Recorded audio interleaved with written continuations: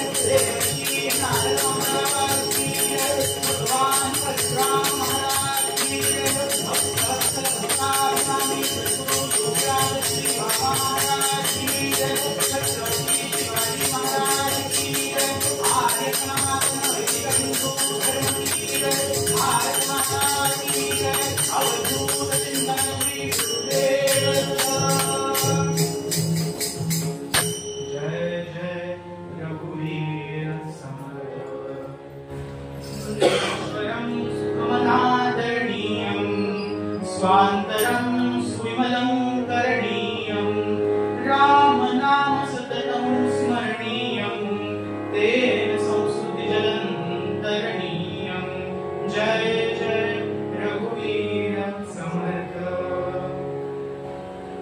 कीर्तनं हरिमाराध्यं सर्वपापप्रणाशनं हरिरूपं भवेत् तस्य यच्छृणोति सदा हरिम्।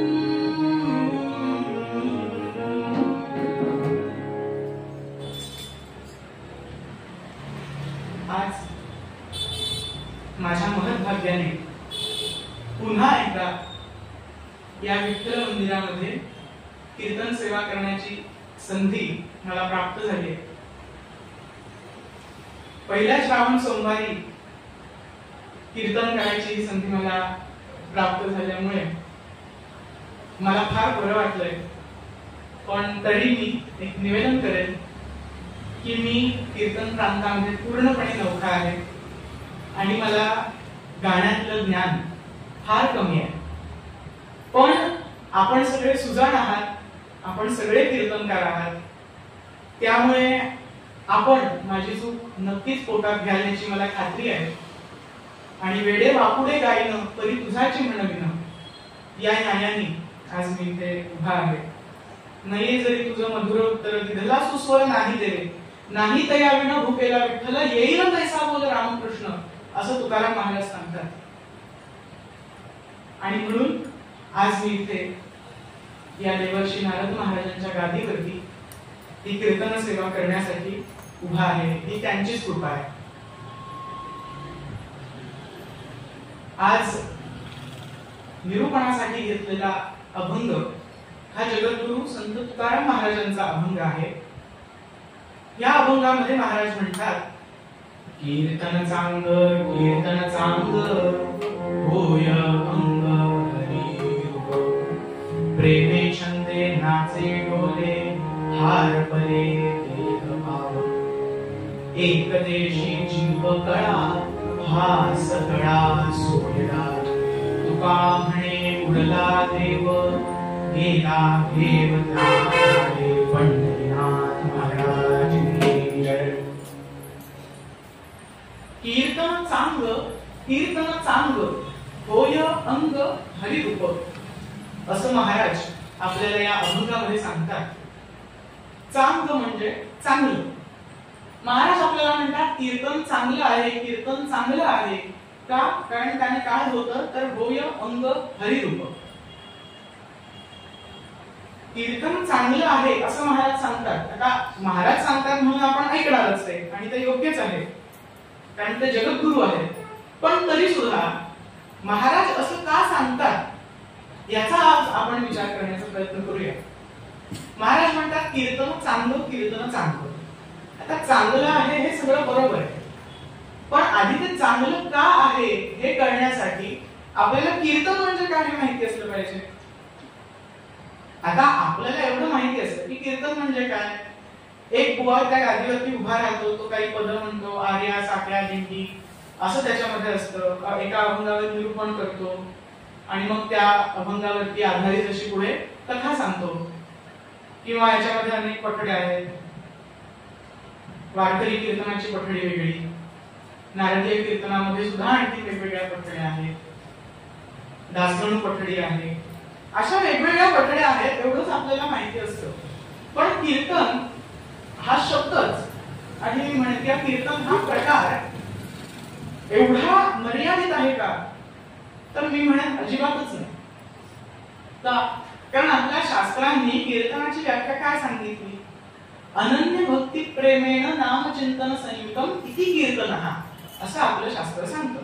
कीर्तन म्हणजे काय, तर अनन्य भक्ती, अनन्य प्रेम आणि नामचिंतन यांचा त्रिवेणी संगमच आहे.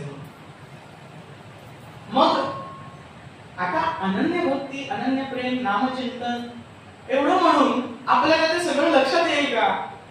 आता खरं तर आपण सगळे इथे अभ्यासक आहात, हा प्रश्न आपल्याला नाही विचारला पाहिजे, पण निरूपण करण्यासाठी हा प्रश्न मी खरं सांगायचं तर स्वतःलाच विचारतोय असं म्हणा. अनन्य भक्ती, अनन्य प्रेम आणि नामचिंतन हे फक्त म्हटल्यानंतर आपल्याला कळेलच असं नाही. मग आपण एक एक एक एक समजून घेऊया आणि मग ह्याची सगळ्याची मिसळ म्हणजे कीर्तन. आता ही याची सगळ्याची मिसळ असली तरी फक्त पुण्यातलीच फेमस नाही, पण हरिनाथ महाराज की जय सगळीकडची आहे फेमस. आता अनन्य भक्ती असा ह्याच्यातला सगळ्यात पहिला मुद्दा, सगळ्यात पहिला भाग त्याच्या कीर्तनामध्ये काय असेल तर अनन्य भक्ती. मग अनन्य भक्ती म्हणजे नेमकं काय, तर न अन्यती इति अनन्यः, एका देवतेला सोडून दुसऱ्या कुठल्याही देवतेची उपासना करायची नाही, भक्ती करायची नाही असा याचा अर्थ होतो. आणि मग ही अनन्य भक्ती केल्याने काय होतं तर भगवान श्रीकृष्ण गीतेत सांगून ठेवतात. अनन्याश्चिन्तयन्तो मां ये जनाः पर्युपासते तेषां नित्याभियुक्तानां योगक्षेमं वहाम्यहम्. अनन्याश्चिन्तयन्तो मां ये जनाः पर्युपासते तेषां नित्याभियुक्तानां योगक्षेमं वहाम्यहम् असं भगवंत म्हणतात की जे माझी अनन्यत्वाने भक्ती करतात, जे मला अनन्यत्वाने भजतात, अशांचा मी योगक्षेम सांभाळतो. योगक्षेम सांभाळतो म्हणजे नक्की काय, तर आता योगक्षेम हा शब्द जर आपण डिकोड करायला बसलं तर आपल्याला 2 तास पुरायचे नाही. मग थोडक्यात सांगायचं झालं तर तुकाराम महाराज जसं हरिपाठामध्ये सांगतात, मागे पुढे उभा आहे सांभाळित आद्या आघात निवाराय. मागे पुढे उभा आहे सांभाळित आद्या आघात निवाराय. काय कर योगक्षेम भगवंत सांभाळतो म्हणजे काय करतो तर आपल्या मागे पुढे आलेल्या सगळ्या प्रकारच्या दुःखांचा निचरा करायला तो बसलेला असतो, त्याची पूर्ती विल्हेवाट लावायला तो बसलेला असतो. त्या आपल्या भक्तावरती कुठलेही आघात होऊ देत नाही जो भक्त अनन्यत्वाने भक्ती करतो. पण मग अनन्यत्व म्हटलं तरी अजून काही आपल्याला बाबा कळत नाही. अनन्यत्व म्हणजे हे बरोबर आहे की न अन्यती इथे अनन्या, पण आपण सगळे संसारामध्ये पडलेले जीव आपल्याला फक्त अनन्य भक्ती करा असं सांगून कळेल का, नाही. ते त्या संतांचंच काम. मग भगवंतांनी आपल्यालाही सांगून ठेवलं की तुम्ही काय करा, सर्वधर्मान् परित्यज्य मामेकं शरणं व्रज अहं त्वा सर्वपापेभ्यो मोक्षयिष्यामि मा शुचः. गोपाल कृष्ण भगवान की जय. माझा स्वतःचा गीतेतला अतिशय आवडता श्लोक आहे. सगळ्या गीतेचं सार या श्लोकात आहे असं म्हटलं तरी वावगं ठरणार नाही. 18व्या अध्यायातला श्लोक आहे. सर्व धर्मान् परित्यज्य भगवंत सांगतात सगळ्या धर्मांचा त्याग कर. मामेकं शरणं व्रज, मला एकट्याला शरण. अहं त्वा सर्व पापेभ्यो मोक्षयिष्यामि मा शुचः, मी तुला सगळ्या पापातून मोक्ष देईन. आता सर्व धर्मान परित्यज्य म्हणजे इथे धर्म म्हणजे हिंदू, मुस्लिम, इसाई नव्हे. इथे धर्म म्हणजे वेगवेगळे पंथ संप्रदाय नव्हे. इथे धर्म म्हणजे धारयति इति धर्म अशी धर्माची व्याख्या आहे. मनुष्य जो धारण करतो तो धर्म म्हणजे एका विद्यार्थ्याचा धर्म झाला शिक्षा घेणं, शिकणं. शिक्षकाचा धर्म झाला शिकवणं. वैद्याचा धर्म झाला रुग्णाला नीट तपासून त्याला योग्य तो उपचार देणं. यांना म्हणतात धर्म. आपण दिवसभरात आपल्या थोडक्यात सांगायचं झालं तर पेशा. मग भगवंत सांगतात सगळ्या धर्मांचा त्याग कर. मग सगळे धर्म सोडून द्यायचे. बरं, एकीकडे तर तुकाराम महाराज म्हणतात न लगती सायस जावे वनांतरा सुखे येतो घरा नारायण. म्हणजे धर्मही सोडायचा नाहीये. आधी प्रपंच करावा नेटका असं रामदास स्वामी महाराज म्हणतात. आधी प्रपंच नेटका करायचा. मग प्रपंच नेटका करायचा असेल तर धर्म सोडून चालणार नाही. आणि धर्म सोड असं जर भगवंत सांगतायत तर मग तुकाराम महाराज खोटं म्हणतात असं म्हणायला हवं. पण तसं नाही. परित्यज्य म्हणजे काय तर त्या सगळ्या धर्मांना तू माझ्या चरणांत शिकव. म्हणजे विद्यार्थ्याने आपलं अध्ययन हीच आपली पूजा आहे असं समजावं. शिक्षकाने शिकवणं हीच आपली पूजा आहे, हेच भगवंतांचं कार्य आहे असं समजावं. मी फार छान उदाहरण देईन. पारतंत्र्याच्या काळामध्ये विवेकानंदांचे गुरु जे रामकृष्ण परमहंस, एकदा ते विवेकानंद आणि रामकृष्ण परमहंस बसले होते. आणि त्यावेळेला विवेकानंदांनी विचारलं की मला समाधीचा अनुभव द्याल का. रामकृष्ण म्हणाले ठीक आहे. त्यांनी त्यांच्या डोक्यावरती हात ठेवला. त्या क्षणी विवेकानंद अतिशय प्रगाढ समाधीमध्ये गेले. ज्या वेळेला विवेकानंद उठले, म्हणजे खरं तर ते उठले नाहीतच, रामकृष्णालाच त्यांना उठवावं लागलं. आणि ज्या वेळेला रामकृष्णांनी विवेकानंदांना उठवलं त्यावेळेला विवेकानंद रडून रडून रामकृष्णाला विचारायला लागले की तुम्ही मला का उठवलं. यामध्ये किती आनंद होता, मला हा आनंद अजून भोगायचा होता. रामकृष्ण परमहंस चिडले, म्हणाले जा निघ तू, मला असला शिष्य नको. अरे आपली भारत माता पारतंत्र्यामध्ये असताना एकटा समाधी सुखाचा आनंद घेणारा शिष्य मला नको, तू निघून जा असं रामकृष्ण परमहंसांनी विवेकानंदांना सांगितलं. का बरं सांगितलं. ते सांगू शकले असते की ठीक आहे बाबा तू समाधीमध्ये बस. पण त्या वेळेला धर्म काय होता तर भारत मातेला मुक्त करणं हाच त्यावेळेला धर्म होता. आणि सर्व धर्मांत परित्यज्य म्हणजे काय तर आपलं काम, आपला धर्म हीच ईश्वर सेवा आहे, आपला पेशा हीच ईश्वर सेवा आहे असं समजून चालणं आणि त्याप्रमाणे तो भाव ठेवून ते काम करणं. मग विवेकानंदांनी किती जनसेवा केली. ते कधी असं नाही म्हणाले की मी संन्यासी आहे, मी काय हिमालयामध्ये निघून नाही. त्यांनी अगदी कळकळून जनसेवा केली, कारण त्यालाच त्यांनी ईश्वर सेवा मानली. भगवंत हेच गीतेत सांगतात की सर्व धर्मांत परित्यज्य म्हणजे काय तर सगळ्या धर्मांचा त्याग कर म्हणण्यापेक्षा सगळ्या धर्मांना तू माझ्या ठाई विलीन कर. मामेकं शरणं व्रज, मला एकट्याला शरण ये. आता लोक आजकालच्या काळामध्ये लोक असा प्रश्न विचारायला लागले की प्रश्न सांगतो गर्व नाहीसा कर, मनातून गर्व काढून टाक. आणि तुमच्या प्रश्नालाच किती गर्व आहे म्हणतात. संपूर्ण गीतेत पहिल्या अध्यायापासून मी मी मी मी मी करतोय. खरंच असं आहे का हो? नाही, अजिबात नाही. मामेकं शरणं व्रज, मला एकट्याला शरण ये म्हणजे बाकी कुठल्याही देवाला शरण जाऊ नको किंवा कुठल्याही देवतेची निंदा कर असं भगवंत सांगतात का तर अजिबात नाही. जे काही आराध्य असेल, जे काही आपलं आराध्य असेल त्यालाच पूर्णपणे शरण जाऊन आपलं सगळं कर्तव्य त्याच्या ठाई त्याच्या हाती सोपवणं म्हणजेच सर्व धर्मांत परित्यज्य मामेकं शरणं व्रज. शरण जाणं एवढं सोपं नसतं श्रोते हो. आणि मग असं अनन्यत्वाने शरण येणाऱ्या मनुष्याला भगवंत म्हणतात, भगवंत वचन देतात की अहंत्वा सर्व पापेभ्यो मोक्षयिष्यामि मा शुचः, मी तुला तुझ्या सगळ्या पापांपासून मुक्त करेन आणि मोक्ष मिळवून देईन असं भगवंत सांगतात. मग आपण काय केलं पाहिजे असं भगवंत का सांगतात आता याचा आपण जरा विचार करूया. अनन्य भक्तीच का, अनन्य भक्तीच का हवी, एकाच देवतेची उपासना का करावी. साधं आपल्याला समजा दापोली पासून ते देवरुख पर्यंत प्रवास करायचा. आपण एसटी स्टँडवर गेलो आणि आपल्या समोर दोन गाडी उभ्या आहेत.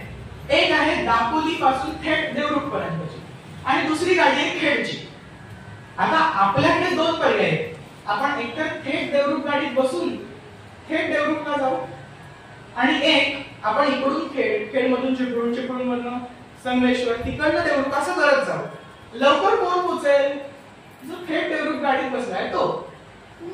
आता खरं तर असं म्हणायला झालं तर त्याचाही भरोसा आता देता येत नाही, पण असो. तर थेट देवरुख गाडी म्हणजे एका गाडीला त्याने पकडलं तो लवकरात लवकर त्या स्थानापर्यंत पोहोचेल आणि जो 17 गाड्या बदलतोय तो माणूस उशिरा पोहोचेल. त्याचप्रमाणे आपण जर एकाच देवतेची अनन्यत्वाने सेवा केली, आयुष्यभर आपलं आयुष्य त्या देवतेला समर्पित केलं तर आपण मोक्ष स्थानापर्यंत लवकर पोहोचू.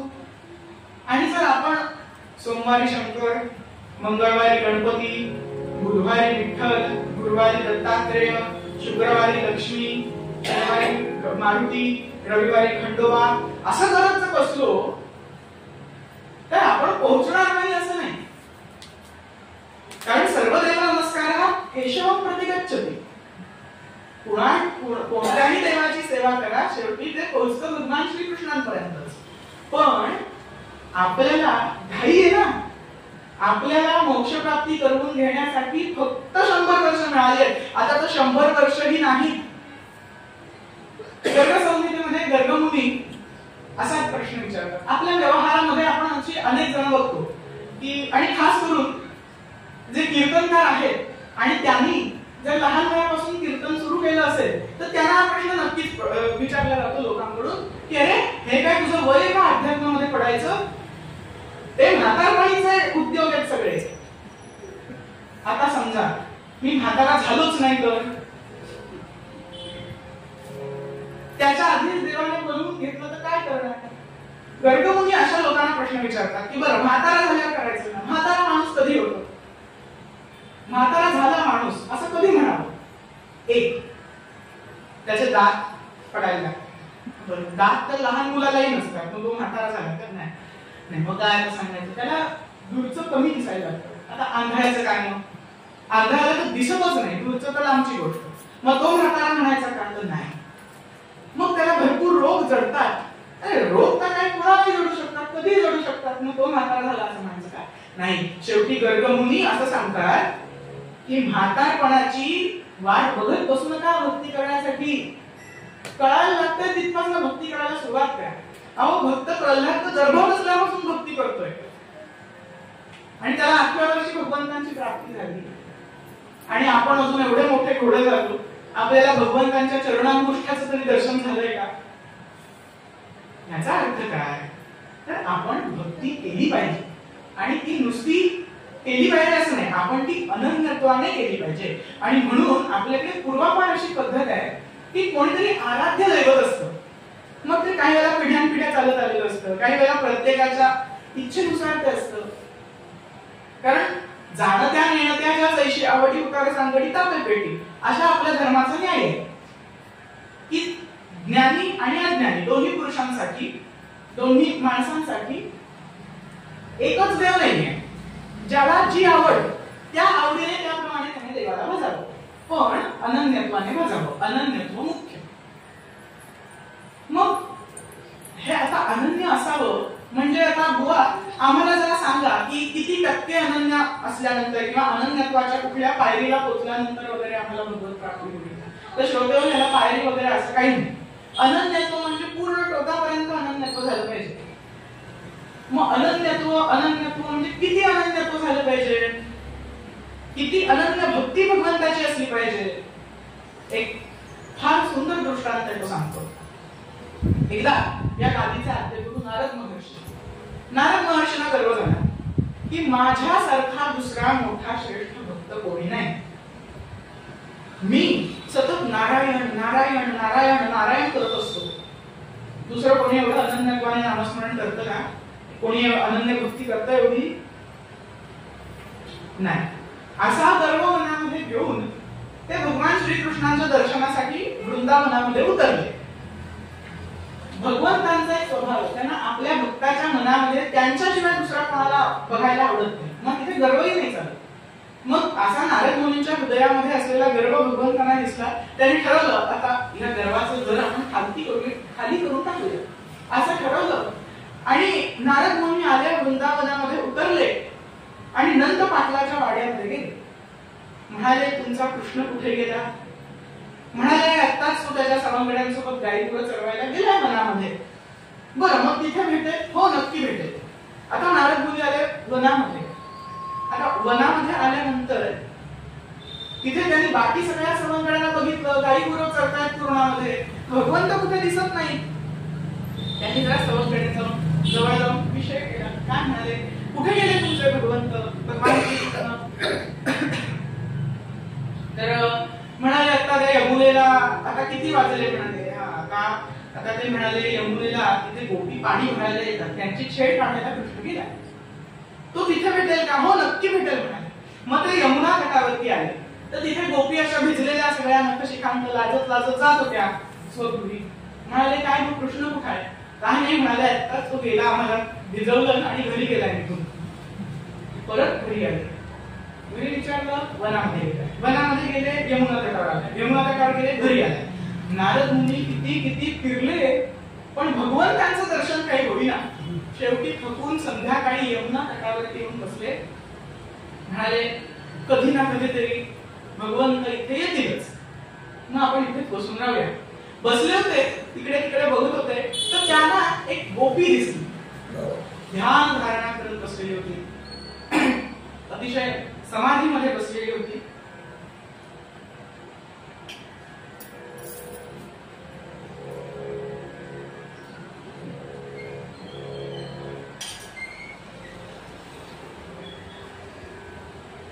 समाधीमध्ये बसलेली होती. गंभीर असे धीर गंभीर भाव चेहऱ्यावरती होते. नारद मुनी गेले, म्हणाले गोपी अशी समाधी लावून कधी बसताना मी बघितल्या नाही. या गावंढळ स्त्रिया सकाळी उठल्यापासून घरात सगळं चूल आणि मूल हे सांभाळण्याशिवाय नक्की दुसरे कामधंदे आहेत का? यांना कुठे काय कळतंय ध्यान म्हणजे काय, समाधी म्हणजे काय? आपण हिलाच विचारूया म्हणाले. गेले आणि गोपीला बोललं, अगं ऐकतेस का, कोणाचं ध्यान करतेस? ती गोपी उठली आणि वाजता नंतर आली. म्हणाले ओ तुम्हाला काही कळतं की नाही? एवढं देवर्षी झालात आणि एवढं तुम्हाला कळत नाही का की ध्यान धारणा करणाऱ्या मनुष्याला असं उठवत नाही? हो म्हणाले जरा शांत हो, शांत हो. काय झालं? कोणासाठी ध्यान करतेस? कोणाला प्राप्त करून घेण्यासाठी ध्यान धारणा करतेस? तर गोपी म्हणाली तुम्हाला एक सांगू? हो सांग ना. म्हणाले मी कोणाला प्राप्त करून घेण्यासाठी ध्यान धारणा नाही करत आहे, मी माझ्या हृदयातून एकाला काढून टाकण्यासाठी ध्यान धारणा करते. कोणाला काढून टाकण्यासाठी ध्यान धारणा करतेस? लोक साधारण कोणाला तरी प्राप्त करून घेण्यासाठी ध्यान धारणा करतात, तू कोणाला काढण्यासाठी ध्यान धारणा? म्हणाले तो कृष्ण आहे ना, कृष्ण नंद पाटलाचा मुलगा, त्याला काढून टाकण्यासाठी चित्तामधून, त्याला समूळ काढून टाकण्यासाठी, त्याचा समूळ नायनाट करण्यासाठी चित्तामधनं मी त्याला ध्यान धारणा करते. हो पण अगं काय झालं काय सांगू? म्हणाले हो म्हणाले. हसायचं नाही, अजिबात नाही हसणार. काय सांगू म्हणाली, तो आम्ही एवढं वेळ लावलंय आम्हाला की परवाचीच गंमत. म्हणाले दूध काढत होते गाईचं आणि मला असं वाटलं की कृष्ण समोर उभा आहे, असा आ करून उभा आहे की त्याला दूध हवंय, म्हणून मी असं सहज म्हणाले आचरून वाकडा करून दुधाची धार त्याच्या तोंडात ओतून म्हणावं. मग काय सांगू काय झालं? म्हणाली अहो नवरा होता, ओरडला ना माझ्या अंगावर. बरं म्हणाले एवढं नाही, पुढे ऐका. त्या दिवशी मी करत होते सारवण आणि समोर कृष्ण दिसला. बाजूला हंडा भरून पाणी होतं. म्हटलं हा रोज आम्हाला यमुना तटावरती भिजवतो, आज याला सोडत नाही म्हणून हंडा उचलला आणि सगळं पाणी अंगावर फेकून लागलं. मग काय झालं? सासू होती म्हणाली समोर. सगळी भिजली, ओरडली मला. असा हा म्हणाली दिवसभर काहीतरी भास होत असतो या कृष्णाचा, म्हणून रात्री जरा सुखाने झोपावं तर स्वप्नामध्ये कृष्ण. आणि जर झोपायचं असं मनामध्ये आलं तरी सुद्धा ह्यांना कधीतरी वाटतं मग वनामध्ये जाऊन बासरी वाजवतात, मग आम्हाला राहूच नाही. मग वनामध्ये जाण्याआधी शृंगार करावा, तर बसावं तर काजळ कपाळाला आणि पिंजर डोळ्यात, पैंजण गळ्यामध्ये आणि हार पायामध्ये एवढं बेभान व्हायला त्या बासरीने म्हणाले. आणि म्हणून मी ठरवलं की आपण तपश्चर्या करून या कृष्णाला चित्तामधून काढून टाकू. हे ऐकून नारद मुनी भडा भडा भडा भडा रडायला लागले. त्यांचं गर्वहरण तर झालंच, शिवाय त्यांना आश्चर्य वाटलं की ह्या गोपी या कृष्ण परमात्म्याच्या रंगामध्ये इतक्या रंगून गेल्या आहेत की त्यांना आता स्वतःचं भानच उरलेलं नाहीये. अनन्यत्व म्हणजे किती अनन्यत्व की एक कृष्ण परमात्मा सोडला तर त्यांच्या चित्तामध्ये दुसरं काहीही नसतं. एक सहज दृष्टांत आठवला म्हणून मी तुम्हाला सांगतो. खरं सांगणार नव्हतो, पण सगळे श्रोते एवढे कान देऊन आणि इतक्या लक्षपूर्वक ऐकतायत की आता मला असं थांबावंसं वाटत नाही. या गोपींच्या चित्तामध्ये अखंड कृष्ण असायचा. आणि मग ह्या मथुरेला जायच्या दहीदूध विकण्यासाठी जायच्या. आणि वाटेमध्ये भगवान श्रीकृष्ण त्यांची छेड काढत असत. ती छेड काढल्यानंतर या गोपी मथुरेमध्ये जायच्या, बाजारामध्ये जायच्या आणि आता लोणी घ्या, दही घ्या, दूध घ्या असं ओरडतील की नाही, सतत भगवंत एवढा मनामध्ये की कोणी कृष्ण घ्या, कोणी गोविंद घ्या, कोणी नंद मुकुंद घ्या असं ओरडायचं. आणि श्रोते हो, त्याहून पलीकडे जाऊन गंमत अशी की एकदा एक खाष्ट गोपी होती. ती आली त्यांच्या म्हणाली, काय का तुम्ही कृष्ण घ्या, गोविंद घ्या, मुकुंद घ्या, हे काय ओरडता? म्हणाली, दूध घ्या, लोणी घ्या. हा कृष्ण काय तुमच्या घागरीमध्ये आहे का? एका गोपीने त्याच नात्यामध्ये ती घागर सहज तिला दाखवली. आणि काय आश्चर्य, घागरीमध्ये साक्षात भगवंतांचं, त्या परमात्म्याचं दर्शन तिला झालं. त्याला भगवंतांचा पयावतार असं म्हटलं जातं. जलस्वरूपामध्ये भगवंतांनी अवतार घेतलेला आहे फक्त गोपींसाठी. का? कारण त्या अनन्यत्वाने भक्ती करत होत्या. अशा प्रकारे ही अनन्य भक्ती होती. दुसरं आलं अनन्य प्रेम. अनन्य प्रेम म्हणजे नक्की किती बरं? कारण भक्तीच नारद मुनी म्हणतात की भक्ती कशी आहे तर सात्वस्मिन् परम प्रेम रूपा. ती भक्ती परम प्रेममय अशी आहे. भगवंताच्या ठाई जर भक्ती प्रेम नसेल आणि नुसतंच कर्मठपणा असेल तर ती भक्ती पूर्णपणे सुखी आहे, कोरडी आहे असं मी नाही म्हणत, असं आद्य शंकराचार्य म्हणतात. आणि अशा भक्तीने भगवंत काही कळत नाही. असं भक्त काही कमी होते का? हो, ज्ञानेश्वर महाराजांच्या काळात, तुकाराम महाराजांच्या काळात वेदांनी सांगितलेलं काहीही त्यांच्याकडून सुटायचं नाही. सकाळी उठल्यापासून ते रात्री झोपेपर्यंत कर्मठ सगळे आचार ठेवायचे. पण त्यांना भगवंतांची प्राप्ती झाली का? हो, नाही. भगवंतांची प्राप्ती ही ज्ञानेश्वर महाराजांनाच झाली, तुकाराम महाराजांनाच झाली. ज्ञानेश्वर महाराज म्हणतात, ज्ञानदेवा यज्ञ याग क्रिया धर्म हरिविना नेम नाही तुझ्या. यज्ञ याग क्रिया हे सगळं आहेच हो, पण हरिविना नेम नाही तुझ्या. हरी जर नसेल त्यामध्ये तर त्याला काही अर्थ नाहीये. आणि मग म्हणूनच या भक्तीमध्ये प्रेम सुद्धा हवं. अनन्य भक्ती प्रेमेण असं सांगितलं आचार्यांनी की प्रेम हवं त्या भक्ती. आणि ते प्रेम सुद्धा अनन्य हवं. आणि मग ते प्रेम कोणासारखं हवं? यथा ब्रजगोपिकानां, ब्रजातल्या गोपींनी भगवंतांवर जसं प्रेम केलं तसं प्रेम हवं. भगवंतांवर ब्रजातल्या गोपींनी किती किती प्रेम केलं. आपल्या सगळ्यांना गोपीचंदनाची कथा माहितीच असेल. रुक्मिणीजींचं गर्वहरण करण्यासाठी, रुक्मिणीजींच्या मनामध्ये गोपींविषयी जो गैरसमज होता तो दूर करण्यासाठी भगवंतांनी काय केलं तर माझं डोकं दुखतंय असं सांगितलं. डोकं दुखतंय म्हटल्यानंतर त्यावर औषध काय तर माझ्यावर प्रेम असणाऱ्या भक्ताची पायधूळ माझ्या जर माथ्याला लावली तर माझं डोकं दुखणं थांबेल. तर सगळ्या 16,108 स्त्रिया लांब झाल्या. म्हणाल्या आम्ही नाही देणार. का नाही देणार? अहो ते साक्षात परमात्मा आहे, त्यांच्या पायाला आम्ही आमची धूळ लावायची. 7 जन्म नरकात जावं लागेल आम्हाला. नारद मुनी हे औषध शोधत शोधत अगदी सगळीकडे फिरले. ब्रह्मदेव, इंद्रदेव, शंकर सगळीकडे फिरले. कोणीही पायधूळ द्यायला तयार झालं नाही. ब्रजामध्ये आले, वृंदावनामध्ये आले. श्रोते हो, गोपी आता म्हाताऱ्या झालेल्या होत्या, वृद्ध झालेल्या होत्या. पण नारद मुनी आले म्हटल्यानंतर त्यांनी लगेच आपुलकीने माझा कृष्ण कसा आहे असं विचारलं. म्हणजे त्याच औषध आणण्यासाठी आलोय. भगवंतांचं डोकं दुखतंय, अतिशय डोकं दुखतंय. आणि मग त्यांच्या प्रेम असणाऱ्या भक्ताची पायधूळ जोपर्यंत त्यांच्या डोक्याला लावत नाही तोपर्यंत ते डोकं थांबणार नाही असं म्हणताय. पण त्यांना पायधूळ देणारा 7 जन्म नरकात जाईल. त्या गोपी म्हणाल्या एवढंच ना, त्या सगळ्या गोपी म्हणून त्या यमुना तटावरती नाचल्या आणि त्या पाट्या भरून ती धूळ नारद मुनींच्या समोर आणली. नारद मुनींनी विचारलं, तुम्हाला 7 जन्म नरकात जायचं भय नाहीये? अहो गोपी म्हणाला, 7 जन्म काय घेऊन बसलात? या प्रत्येक पाटीमध्ये जेवढे धुळीचे कण आहेत ना तेवढे जन्म आम्ही नरकात सडलो तरी चालेल, पण आमचा कृष्ण बरा झाला पाहिजे. हे प्रेम होतं, हे अनन्य प्रेम गोपींचं भगवंतांवर होतं. म्हणून भगवंतांनी त्यांना ब्रह्मज्ञान दिलं. एवढं अनन्य प्रेम आपण करू शकणार नाही.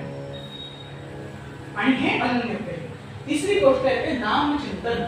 नामचिंतन सुद्धा अनन्य हवं. नामचिंतन अनन्य म्हणजे किती अनन्य हवं? श्रोते हो, तुकाराम महाराज ज्या रस्त्यावरून चालत असत, ज्या मार्गावरून चालत असत, त्यांचे पाय जिथे जिथे पडायचे त्या धुळीला ताण लावला का आपण राम कृष्ण हरी असा आवाज यायचा. जनाबाईंनी थापलेल्या गोऱ्याच्या कानाला लावल्या का आपण विठ्ठल विठ्ठल असा आवाज येत असेल. अलीकडच्याच काळात होऊन गेलेले भक्तवत्सल भक्ताभिमानी सद्गुरू योगीराज श्री मामा महाराज देशपांडे त्यांच्या पाठीला हाताला कान लावला की आपण श्रीराम जय राम जय जय राम असा ध्वनी येत असे. नामचिंतन अनन्य अनन्य म्हणजे इतकं अनन्य झालं पाहिजे की आपलं संपूर्ण शरीर नाममय होऊन गेलं पाहिजे. आणि मग अशी अनन्य भक्ती, असं अनन्य प्रेम, असं नामचिंतन यांचा जिथे विषय निघतो. श्रोते हो, आम्ही कीर्तनकार किंवा आपण कीर्तनकार करतो, एवढे तर काही आध्यात्मिक अधिकारी नाही. म्हणजे मला बाकीच्यांचं माहित नाही, पण मी तरी काही इतका आध्यात्मिक अधिकारी नाही की मी अनन्य भक्ती करावी, मी अनन्य प्रेम करावं किंवा माझ्याकडून सतत अजपाजप व्हावा. पण या सगळ्याचा विषय जिथे निघतो, या सगळ्याचा उपदेश जिथे होतो, श्रोते हो तुम्ही बघा, कुठनंही कीर्तन ऐकून घरी गेलं की थोडा वेळ तरी आपल्या मनामध्ये आज बुवांनी कीर्तनामध्ये काय सांगितलं हे असतं की नाही. मग हळूहळू का होईना त्याचा विषय कानावर पडून पडून पडून पडून कुठेतरी त्या भक्तीचा अंकुर फुटेल, कुठेतरी अनन्य प्रेम भगवंतांबद्दल वाटू लागेल. आणि असं अनन्य प्रेम, अशी अनन्य भक्ती आली म्हणजे स्मरण आलं. मामा महाराज सांगायचे की स्मरण आलं की नाम आपोआपच येतं, म्हणून स्मरण महत्वाचं. असं भगवंताचं स्मरण झालं की नाम काही दूर नाही, मग ते नामही आपोआप येतं. आणि म्हणून अशा सगळ्यांचा विषय जिथे निघतो ते कीर्तन. आणि मग आता एवढं सगळं सांगितल्यानंतर तुकाराम महाराज ते चांगलं का आहे, हे असं का सांगतात हे सांगायची गरज आहे असं मला वाटत नाही. कारण त्यामध्ये अनन्य भक्ती आहे, अनन्य प्रेम आहे, नामचिंतन आहे. आणि म्हणूनच तुकाराम महाराज मूळ पद्यामध्ये सांगतात काय, कीर्तन चांग कीर्तन चांग कीर्तन चांग कीर्तन चांग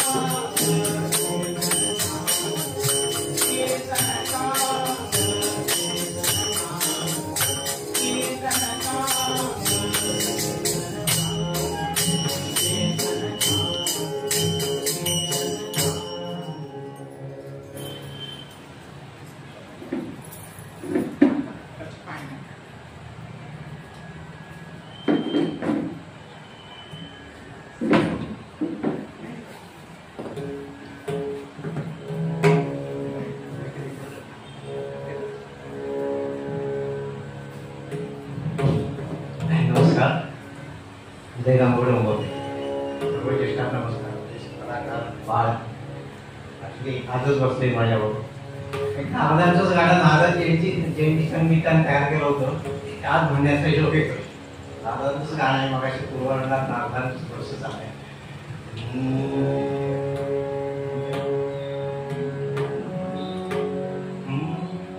नारदा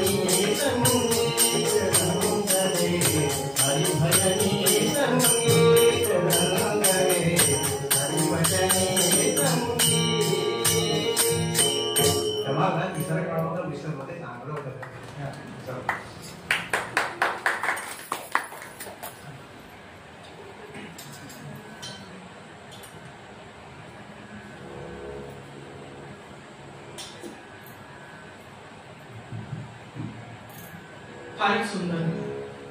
काका फारच सुंदर, ऐकून खरंच बरं वाटलं. नारद मुनींना आजकालच्या काळामध्ये फार काही बोललं जातं, पण ह्याचं आपण भान ठेवलं पाहिजे की ते भगवंतांचे कलावतार आहेत, भगवंतांचाच अवतार आहे. त्याप्रमाणे त्यांनी जसं म्हटलं की रंगले हरिभजनी संगीत, खरोखरच आमचंही संगीत असं हरिभजनी रंगून जाऊ दे अशी नारद मुनीच्या चरणी प्रार्थना. कीर्तन परंपरेप्रमाणे थोडा वेळ भगवंतांचं नामोच्चार करू, कारण नामचिंतन व्हायला हवं कीर्तनामध्ये. आपण पूर्वरंगात पाहिलेलं आहे, गजर सोपाय हरा हरा महादेवा पार्वती वल्लभ सदाशिव माझ्या हरा हरा महादेवा पार्वती वल्लभ सदाशिव हरा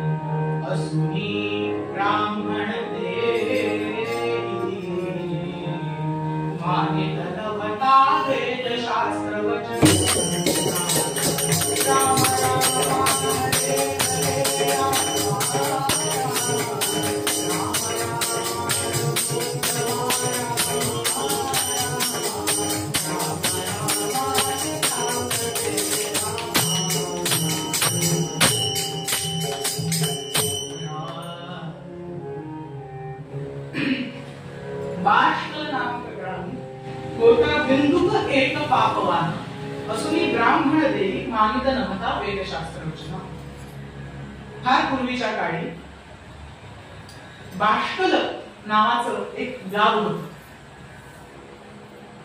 बाष्कल या शब्दाचा अर्थ काय? मराठीमध्ये आपण एक वाक्प्रचार करतो, शब्दप्रयोग करतो. जर कोणी काहीतरी वायफळ करायला बोलायला लागला तर आपण म्हणतो बाष्कळपणे काहीतरी बोलू नकोस. तो बाष्कळ हा शब्द हा मूळ संस्कृतामधला बाष्कल हा शब्द आहे, जो मराठीमध्ये येऊन बाष्कळ झाला. बाष्कल म्हणजे काय? निरर्थक. म्हणजे गावाचं नाव बाष्कळ का असावं?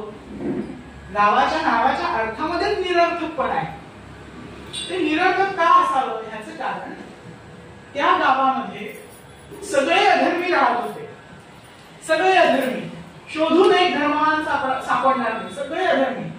आणि त्याच गावामध्ये बाष्कल नामक ग्रामी होता बिंदुक एक पापवान.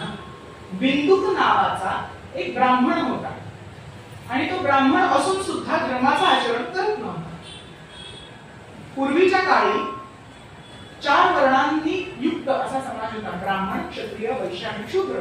ते त्याप्रमाणे आपापली कर्तव्य गाजवत असत. ब्राह्मणाचं कर्तव्य काय होतं तर धर्म प्रचार करणं, आपल्या धर्माचा सद्विचारांचा हा सगळीकडे प्रचार करणं. पण असं कर्तव्य असून सुद्धा हा जो बिंदुक होता तो कसं काही करत नसे, तो धर्माला जुमानत नसे. मानित नव्हता वेदशास्त्र वचन, वेदांची शास्त्रांची वचन तो मानत नसे. मग तो नक्की काय करायचा?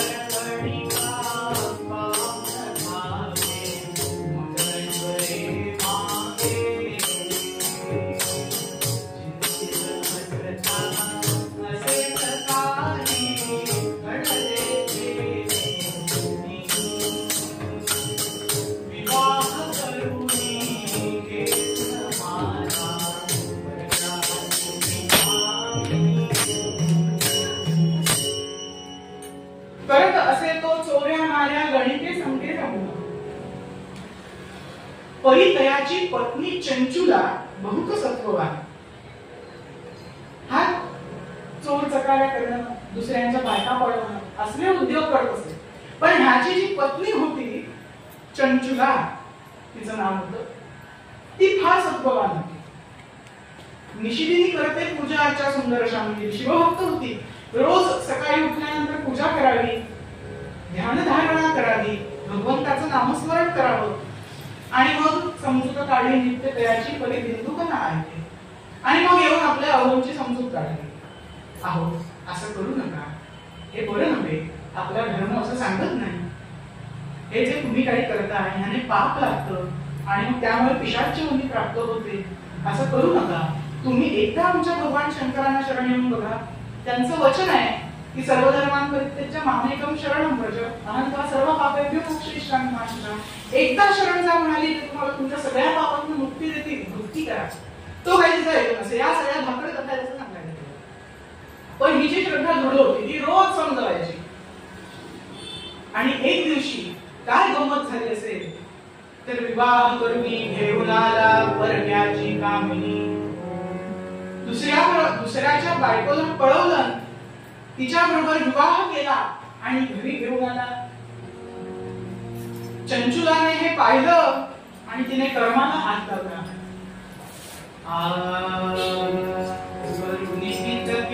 शिवभक्ती सीमी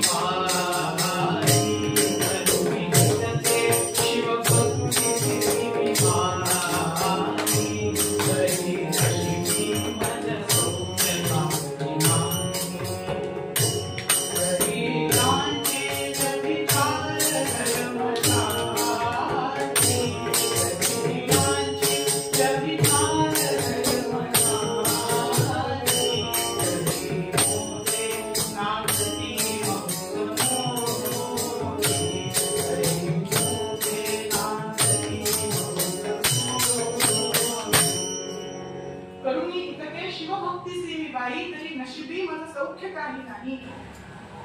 मी इतके दिवस शिवभक्ती केली, रडते म्हणाली, मी इतके दिवस शिवभक्ती केली तरी सुद्धा माझ्या नशिबामध्ये सौख्य नावाचा प्रकार नाही. हा माझा पती रोज उठतो, सकाळी जातो चोरी करण्यासाठी, रोज वेगवेगळ्या गणितांसोबत रममाण होतो आणि संध्याकाळी परत घरी येतो, माझं काही ऐकत नाही. प्रत्येक प्रकारची व्यसनं या माणसाला आहेत, तरी सुद्धा मी यांना सोडलं नाही. मी आपला पत्नी धर्म चालवते, पातिव्रत्य करते, शिवभक्ती करते, भगवंताला रोज प्रार्थना करते की हा माणूस आज तरी सुधारू दे, त्याला लगेच तुमची भक्ती लक्षात येऊ दे, हा ही सगळी कामं सोडून कुठेतरी चांगलं काम करू दे. असं असून सुद्धा म्हणाली, मला देवाने काय दिलं तर आज हा माणूस मला सबक घेऊन आला. नशिबामध्ये सुख नावाचा काही प्रकार आहे, भक्तांना सुख नावाचा काही प्रकार आहे की नाही. मग तिने मनात विचार केला की जरी यांची व्यभिचार धर्म जाती तरी मोदे नांदती मौज मोठी. व्यभिचार करणं हाच मुळी ज्यांचा धर्म आणि हीच मुळी ज्यांची जात.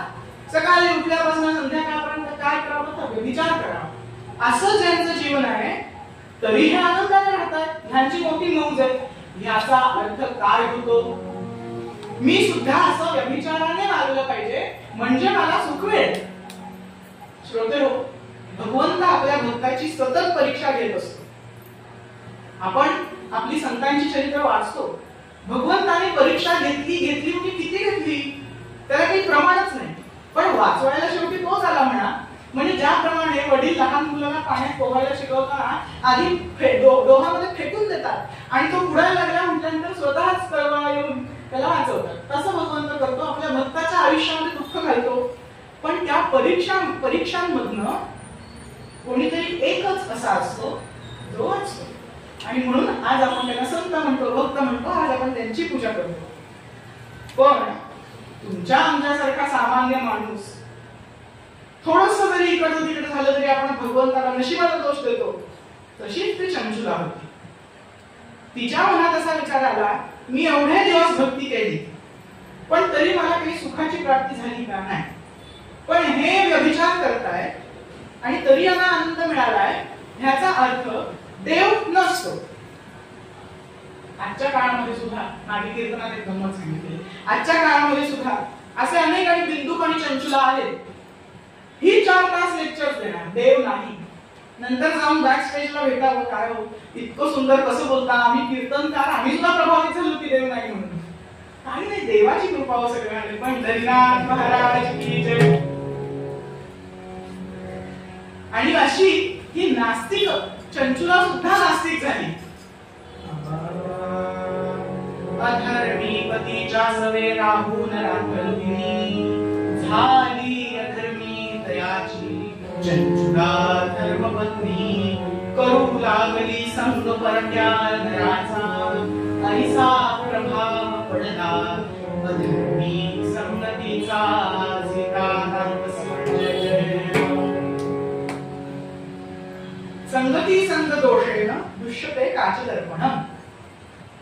जगामध्ये आपण जर सगळीकडे बघितलं, सर्वे केला तर चांगल्याची संगत वाईट माणसाला लागलेली उदाहरणं ही फार कमी दिसतात, पण वाईटाची संगत चांगल्या माणसाला लागलेली उदाहरणं मात्र अगदी बघायलाच नको. तशीच या बिंदुकाची संगत या चंचुलेला लागली आणि ही चंचुला सुद्धा आता अधर्मी झाली. ती पण परपुरुष संग करायला लागली, पातिव्रत्य तिला सोडून, पूजापाठ तिला सोडून. ध्यान धारणाचं आमचीच गोष्ट, ध्यान करायचं कोणाचं, परपुरुषाचं. आणि असं हे सगळं चाललेलं असताना एक दिवशी काय झालं, बिंदुक मद्यपान करून मेला. आणि असा मेल्यानंतर चंचुलेला इतका आनंद झालाय, बरं झालं, आता मी माझ्या मनाची राणी, आता मी काही करू शकते असा विचार करून ही चंचुला तिने काय केलं, निवर्तल्यानंतरी आली गोकर्णी सत्वरी. बसून राहिली मंदिरी परपुरुष लक्षावया. परी ऐशी बसली असता चालू होती शिवकथा नीतीने श्रवण करिता पश्चात्तापे भरली असे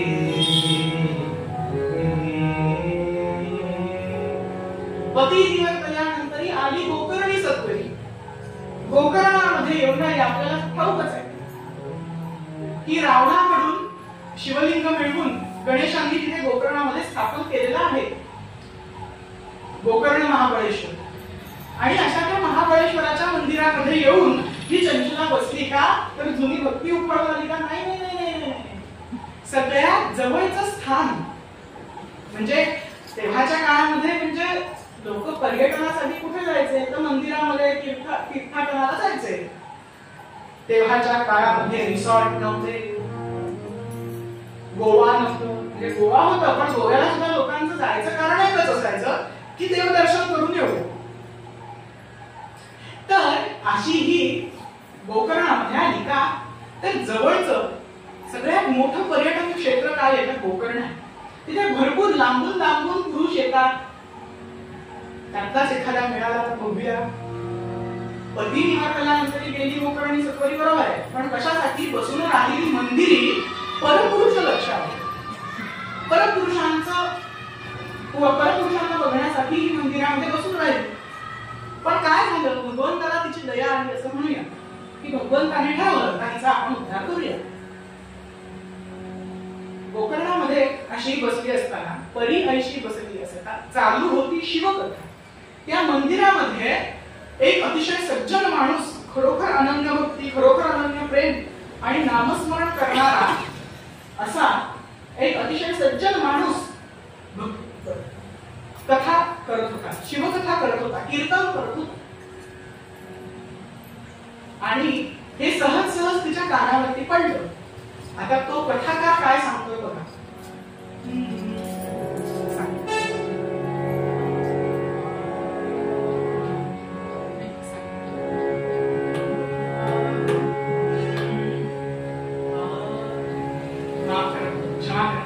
थोडासा घशाचा प्रॉब्लेम झाला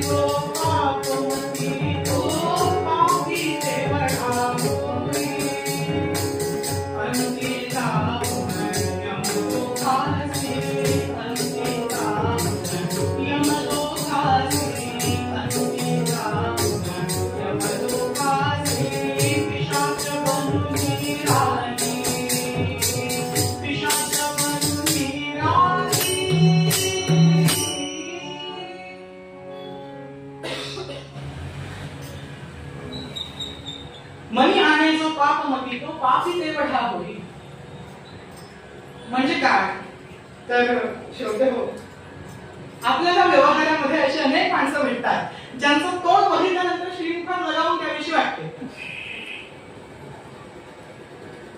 असं वाटतं हा एक दिवस मला एकटा भेटायला नकोय तो दिवस याच्या आयुष्यातला शेवटचा दिवस असेल असं आपल्याला अनेक वेळा मनात वाटतं मग मनी आणि जो पापमती आता एखाद्याला मारणं हे पाप आहे ना मग अशी पापमती जो मनामध्ये आणतो तो पण तेवढाच पापी होतो असं तो कथाकार सांगतो म्हणजे मी उद्या चुकून स्वप्नात जरी त्या माणसाला थोबाडीत मारली तरी मला पाप त्याला थोबाडीत मारल्याच लागणार हे बरं आहे म्हणजे आता बुवा तुम्ही म्हणाल की विचारामध्ये सुद्धा कोणाला अथामुख्याने तुडवू शकत नाही म्हणजे एवढी गोची झाली नाही का पण असो तो कथाकार सांगत होता मनी आणि जो पापमती तो पापी तेवढा होय जो मनामध्ये असं पाप आणतो त्याला ते पाप केल्याचं फळ लागतं आणि मग अंती जाऊन यमलोकाची पिशाच्य बनून राहील आणि असा तो पापी होतो आणि यमलोकाला जातो यमलोकाला जाऊन तिकडनं त्याला परत पाठवलं जातं पिशाच्य योनीमध्ये आता श्रोते हो मी मुद्दाम असं सांगेन की आजकाल हिंदी चित्रपटांमध्ये पिशाच्यांची जेवढी मजा दाखवली जाते ना तेवढी मजा खरं तर नसते हे आपण सिनेमांमध्ये बघतो पिशाच काय असं हुश केलं की लगेच सगळं उडायला लागतं लांबूनच कोणाचं तरी गाव असं काही होत नाही पिशाच्यांच्या बाबतीत हा त्यांना आपल्यापेक्षा जास्त सिद्धी असतात हे मान्य आहे पण असं काही आजच्या बेरोजगार माणसापेक्षा त्यांना पण जास्त काम आहे. तर पिशाच असले काही प्रकार करत नाही. पिशाच योनीमध्ये उलट जास्त दुःख याचं कारण का, तर पिशाच योनी ही वायुमय देहाची असते. आपल्यासारखा पांचभौतिक देह त्यांना नसतो, त्यांना फक्त वायुमय देह असतो. त्यामुळे ते कुठल्या गोष्टीला स्पर्श करू शकत नाही, कुठली गोष्ट खाऊ शकत नाही. म्हणजे साधा विचार करा, आपण पिशाच, समजा आपण काही एवढे पापी नाही असं मला वाटतं, पण आपण समजा पिशाच आहोत. चौकावर गेलं, समोर वडापाववाला मस्त गरमागरम भजी आणि वडे तळतोय, आपल्याला वाटलं खावं, पण आपल्याला खाऊ येत नाही.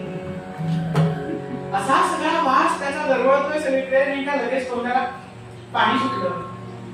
पण पिशाचांना ते खाताही येत नाही, त्याचा भोगही घेता येत नाही.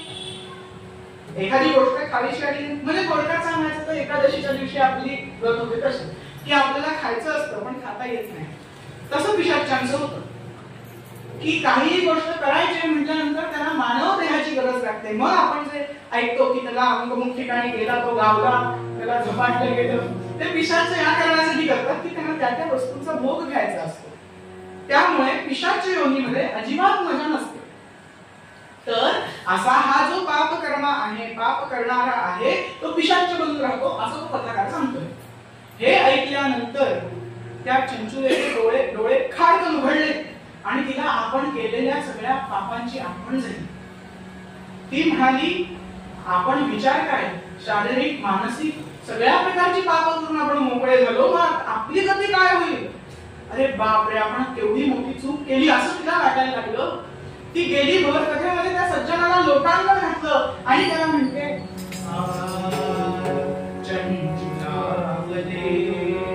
सज्जनासी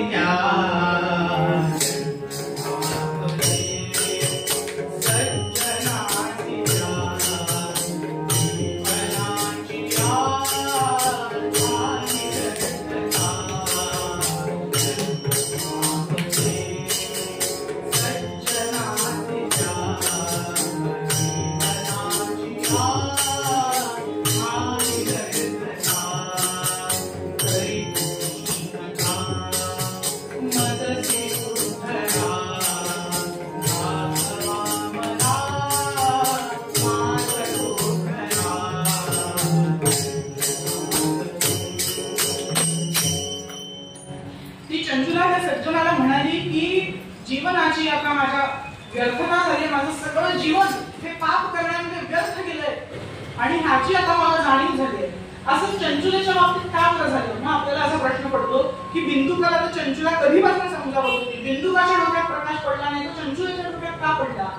कारण नाही म्हटलं तरी चंचुलेने पूर्वी थोडीफार भक्ती केलेली होती, तिला थोडीफार शास्त्रांची जाण होती आणि त्यामुळे त्याच्यावर थोडक्यात सांगायचं झालं तर आपण निखारा बघतो. तो निखारा फार प्रज्वलित असतो. थोड्या वेळाने त्याच्यावर भुरीचे कण त्याच्यावरती येतात, त्यावेळेला तो तेवढा तेजोमय दिसत नाही, पण त्याच्यावर जेव्हा आपण कुंकर घालतो तेव्हा तो परत प्रज्वलित होतो. तसं तिच्या मनाचं झालं. हिचं मन ते भक्तीमुळे तेजोमयच होतं. तिच्या मनामध्ये आधी भक्ती होती, पण वर्ण त्यानंतर वासनांचं जे आवरण तिच्या त्या मनावरती आलेलं होतं, त्यामुळे या सज्जनाने कुंकर मारली आणि त्यामुळे ते सगळं बाजूला होऊन तिची भक्ती पुन्हा उदयाला आली. असं का झालं? कारण नंबर 1, तो सज्जन तेवढा धर्मशील होता आणि 2, तो त्या कथेच्या कीर्तनाच्या गाडीवर उभा होता. श्रोतो, आपण अनेक कीर्तनकार इथे आहात, आपल्याला या अनुभव असेल. कीर्तनाच्या गादीवर उभं राहिलं की आपल्या शरीरामध्ये असे वेगळंच चैतन्य सळसळतं. थोडक्यात सांगायचं झालं तर हा त्या नारद मुनींचा आशीर्वाद आहे, हा त्या व्यासांचा आशीर्वाद आहे की त्या गादीवर उभे राहिल्यानंतर तो जे काही बोलेल ते प्रमाण होतं, ती अधिकारवाणी ठरते. आणि असंच काही झाल्यामुळे तो सज्जन जे काही बोलत होता त्याचा त्या चंचुलेच्या मनावरती एवढा प्रभाव पडला की तिची भक्ती परत उदयाला आली आणि तिने त्या सज्जनाला शरण जाऊन अशी प्रार्थना केली की आता तुम्हीच माझा उद्धार करा. तो सज्जन खरोखरच संत होता, संत महात्मा होता आणि त्यामुळे चंचुलेच्या मागच्या आयुष्यामध्ये काय झालंय हे सगळं त्याला ठाऊक होतं आणि म्हणून त्याने चंचुलेला दीक्षा केली. आणि आपली शिष्या बनवून घेतलं तिला आणि तिला शिवकथेचं व्रत दिलं. ते काय दिलं तर परत म्हणाले तर तुझ्या घरी जाऊ नकोस, आता गोकर्णामध्येच राहा, इथे राहून रोज भिक्षा मागू, 5 घरी फक्त शिळं मिळालं ते खायचं, जे मिळेल ते खायचं भिक्षेमध्ये, नाही मिळालं तर उपाशी झोपायचं आणि रोज संध्याकाळी कथा श्रवणाला कीर्तन श्रवणाला मंदिरामध्ये यायचं. त्याप्रमाणे त्या चंचुलेने अनेक वर्ष केलं. होता होता होता आता चंचुलेने 70 गाठली. आता चंचुला 70 वर्षांची झाली आणि तिला असं वाटलं की आता आपल्याला हे व्रत आणखी कठोर केलं पाहिजे जेणेकरून आपल्याला भगवत प्राप्ती होईल. असा विचार मनामध्ये येता की परत त्या सज्जनाकडे गेली, तिच्या गुरूंकडे गेली आणि त्यांना म्हणाली माझ्या डोक्यात असा विचार आलाय. म्हणाले ठीक आहे, हा विचार येणं तुझ्या डोक्यामध्ये म्हणजे नक्कीच भगवंताची तुझ्यावर कृपा आहे. आता तू काय कर तर एकाच घरी भिक्षा माग, एक वेळ झोप, फक्त 4 तास.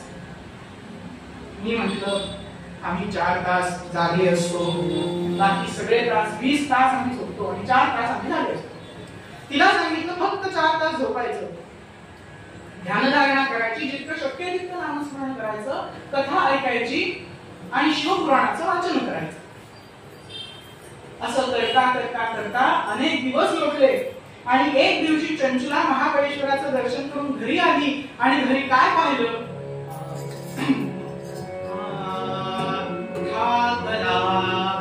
ठाकला तिथे तंताळ, ठाकला तिथे तंताळ, प्रभुवे उभार जटाळी जटाळी जटाळी जटाळी, सद्गती जटाळी भक्तजन जावारी.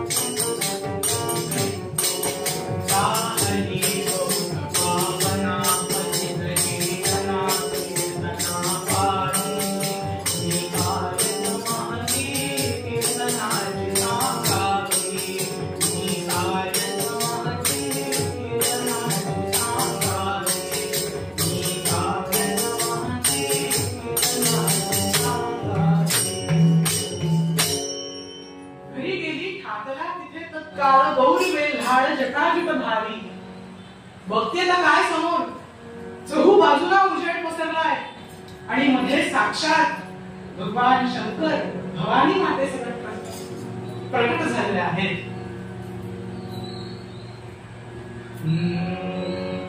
कर्पूर गौरम करुणावतारम संसार सारम भुजगेंद्रहारम सदा वसंतम हृदयारविंदे भवं भवानी सहितं नमामि. भगवान कोळेश्वर महाराज की जय. आमचं ग्रामदैवत आहे कोळेश्वर म्हणून मुद्दाम त्यांचा जयकार केला. पहिल्यांदा हे आख्यान तिथेच केलेलं होतं. तर असे हे भगवान शंकर तिच्या समोर प्रकट झालेले आहेत आणि चंचुला सद्गती झालेली आहे. तिने त्यांच्या चरणावर लोटांगण घातलं, ढसा ढसा रडायला लागली. किती प्रेमळ, माझ्या एवढ्या सगळ्या पापांमधून मला मुक्त केलं आणि आता मला दर्शन दिलं. फक्त दर्शन दिलं का नाही, भगवान शंकराने तिला उठवलं, एका दिव्य विमानामध्ये बसवलं आणि ते विमान घेऊन ते हिमालयाला निघून गेले.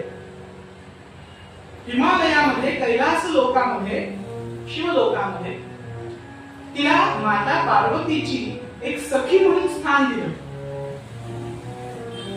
जाहली बहुत पावना पतितजी जना कीर्तना पायी, मी कायच महती कीर्तनाची या सांगावी.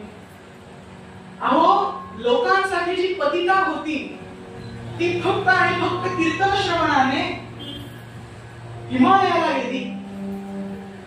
त्या कीर्तनाची महती मी पावराने काय सांगावी.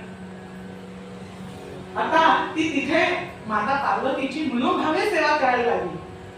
आणि अशी सेवा करता करता आता तुम्हाला वाटेल आख्यान संपलं, पण तसं नाही आहे. आपलं आख्यानातलं एक पात्र म्हणजे खरोखरच पात्र जे आहे ते अजून उरलंय ना, त्याचा पण उद्धार करायला हवा. मग काय झालं, एके दिवशी चंचुलापदे वदे गौरीस चंचुला दासी पाहे वदे चंचुला दासी पाहे मम तेरे बलि तमन्ना मम नाथानी कायती भाई मम नाथानी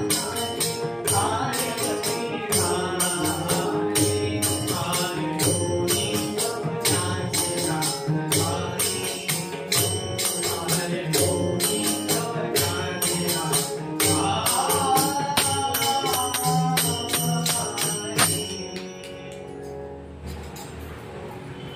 माता गौरीला चंचुला म्हणाली की मला माझ्या सेवेचं फलित द्या. मला एवढं सांगा की माझे जे पती होते त्यांना काय गती प्राप्त झाली, ते आता कुठे आहेत. गौरी मातेने क्षणभर स्मरण केलं, चिंतन केलं आणि चंचुलेला सांगितलं की तुझा जो पती आहे तो पिशाच्य योनीला प्राप्त झालेला आहे आणि त्या विंध्य पर्वतावरती इकडे तिकडे आपल्या मोक्षाची भीक मागत फिरतोय. हो, आणखी नाही, पिशाच्यांना क्षणाक्षणाला हजारो इळ्या चावल्याच्या यातना होत असतात. आणि मग त्यांच्या लक्षात येतं की आपण काय केलं आयुष्यामध्ये, आणि मग ते जिकडे तिकडे मोक्ष मिळेल का अशा इच्छेने फिरतात. आणि श्रोते हो, शास्त्र असं सांगतं की ही सगळी जी पिशाच्य आहेत ही कथा आणि कीर्तनाच्या ठाई आवर्जून येतात, कारण कथा आणि कीर्तन ऐकल्याने त्यांना मोक्षाची प्राप्ती होते. त्याप्रमाणे गौरी मातेने या चंचुलेला सांगितलं की तुझा पती आता विंध्य पर्वतावरती भटकतोय. आता चंचुलेला थोडं वाईट वाटलं, कितीही पापकर्म असला तरी शेवटी पती होता. म्हणाली माझ्यासाठी मी आज सगळ्यात केलेल्या सेवेचं फलस्वरूप म्हणून माझ्या पतीला तुम्ही मोक्ष द्या. माता गौरी म्हणाली ठीक आहे. तिने तुंबरूंचं आवाहन केलं. तुंबरूंचं आवाहन केल्यानंतर तुंबरू तिथे हजर झाले. तुंबरू एक गंधर्व आहे आणि ते गायनासाठी अतिशय प्रसिद्ध आहे. त्या तुंबरूला गौरी मातेने सांगितलं की विंध्य पर्वतावरती असं असं असं असं, आता त्यावेळेला फोटोग्राफ नव्हते, नाही तर फोटोच दिला असता, तर अशा प्रकारचं असं दिसणारं एक पिशाच्य भटकतंय. तू तिथे जा, त्याचं निरीक्षण कर आणि त्याला कीर्तन ऐकव आणि त्याला कैलासाला घेऊन ये. तुंबरूला काय गौरी मातेची आज्ञा शिरसावली. तुंबरू लगेच विंध्य पर्वतावरती गेला. आता हे बरं नाही, कीर्तनामध्ये 100 किलोमीटरचं अंतर पार करण्यासाठी 100 सेकंद सुद्धा लागत नाही. आता हा तुंबरू विंध्य पर्वतावरती आला. त्याप्रमाणे गौरी मातेने जसं वर्णन केलेलं तसं एक पिशाच्य त्याला इकडे तिकडे दुःखात आर्जवताना भटकताना दिसलं. ते पिशाच्य काय म्हणतंय, मज वाटत असे कोणी मज भेटावे, योगी गुणयाता रावे. मज वाटत असे कोणी मज भेटावे, योगी गुणयाता रावे.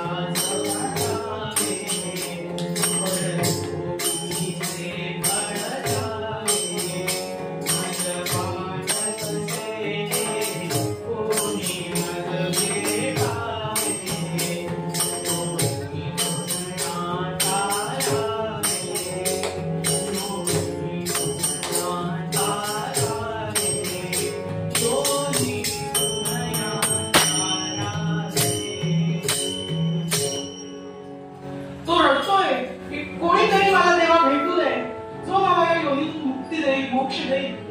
असा तो रडत असताना तुंबरू त्याच्या समोर आला, म्हणाला तू मोक्षासाठी तयार आहेस? हो म्हणाला. काय करायचंय? काही नाही, बसून कीर्तन ऐकायचंय फक्त. हो हो. तुंबरू लगेच तयार झाला, बिंदूक लगेच तयार झाला. तर तुंबरूने आपल्या संकल्पातून एक भव्य मंडप तिथे उभारला. आणि फक्त तो बिंदूकच नाही, तर त्या विंध्य पर्वतावर भटकणारी सगळी पिशाच त्या मंडपामध्ये येऊन बसली. शिवाय देव, गंधर्व, वेगवेगळे किन्नर आले की आज आपल्याला साक्षात तुंबरूच्या तोंडून कीर्तन ऐकायला मिळणार, यासारखं दुसरं सुख काय. सगळे जमले. ज्यांना मंडपामध्ये जागा झाली नाही ते बाहेर बसले. अशीच गंमत आहे श्रोते. पूर्वी मंडपात जागा नाही झाली तर श्रोते बाहेर बसायचे. आता बाहेर जागा उरत नाही म्हणून मंडपात येऊन बसतात. पंढरीनाथ महाराज की जय. आणि मग असं तुंबरूचं कीर्तन, रसाळ कीर्तन सुरू झालं. त्याने भगवान शंकरांचे गुण गायला सुरुवात केली. सगळी पिशाच अगदी तल्लीन होऊन ऐकतात. होता होता 7 दिवस ते कीर्तन चाललं. आणि 7 दिवस पूर्ण झाल्यानंतर एक अतिशय दिव्य विमान कैलासामधून उतरलं, शिवलोकामधून उतरलं. ती सगळी पिशाच त्या विमानामध्ये बसली आणि शिवलोकाला गेली. काय केलं त्यांनी? फक्त कीर्तन ऐकलं. मग आता आपण पिशाच होण्याची वाट बघतोय का म्हणून आपण कीर्तन ऐकत नाही? असा प्रश्न मला कधीतरी पडतो. आणि मग अशी ही सगळी पिशाच शिवलोकाला आली आणि तिथे त्यांना भगवान शंकरांचे गण म्हणून स्थान मिळालं. हे सगळं कशामुळे झालं हो? फक्त आणि फक्त कीर्तनामुळे. फक्त आणि फक्त कीर्तनामुळेच हे शक्य आहे. मग आपण तर आभार मानले पाहिजेत की आपल्याला चांगला मानव जन्म मिळालाय, मानव योनी मिळाली आहे. मग आपण कीर्तन ऐकायचं की म्हणून कधी पिशाच होतोय आणि मग कधी आपण कीर्तन ऐकून मोक्ष मिळवतोय याची वाट बघायची? अर्थातच आपण कीर्तन ऐकलं पाहिजे. कारण कीर्तनामुळे काय होतं तर 4 प्रकारच्या मुक्तीशास्त्राने सांगितल्या. सालोक्य, सामिप्य, सारूप्य आणि सायुज्य. सालोक्य म्हणजे आपल्या आराध्याच्या लोकाला जायला, लोकाची प्राप्ती होणं, त्याच्या लोकाला जायला मिळणं. सामिप्य म्हणजे त्याच्या अगदी निकट राहायला मिळणं.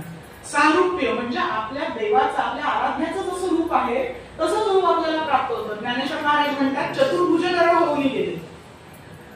चतुर्भुज नर होऊन गेले म्हणजे काय? तर असं म्हटलं जातं वैकुंठात जे जातात त्यांना भगवान विष्णूंसारखं चतुर्भुज स्वरूप प्राप्त होतं. ही म्हणजे सारूप्य मुक्ती. आणि तिसरी म्हणजे सायुज्य मुक्ती म्हणजे भगवंतच होऊन जाणं. गंमत आहे, ज्याप्रमाणे सगळ्या नद्या शेवटी सागराला येऊन येतात तसं त्या भगवंतामध्ये मिसळून जाणं. अहो बिंदू आणि चंचला तर सालोक्य मुक्ती, सामिप्य मुक्ती मिळाली. त्यांच्यानंतर जवळ राहायला मिळालं. तुकाराम महाराज कीर्तनाची महती याहून पलीकडे जाऊन सांगतात की काय होय अंग हरिरूप, हरिरूपच होऊन जातो आपण. सायुज्य मुक्ती मिळते जी सगळ्यात श्रेष्ठ आहे. आणि ज्याप्रमाणे ही बिंदुक चंचुला कीर्तन ऐकून भगवंतांच्या लोकाला गेले, त्यांना मोक्ष प्राप्ती झाली, त्याप्रमाणे मी भगवंताच्या चरणी प्रार्थना करेन की इथे उपस्थित असलेले श्रोते आणि जे अगदी कीर्तन ऐकायला आलेही नाहीये, जे आले नाहीये त्यांना कीर्तन ऐकण्याची, भक्ती करण्याची बुद्धी दे. आणि जे इथे आले त्यांना तुझ्या जवळ स्थान दे. नव्हे तर त्यांना हरिरूपच होऊन जाऊ दे, अशी मी आपल्या चरणी प्रार्थना करेन.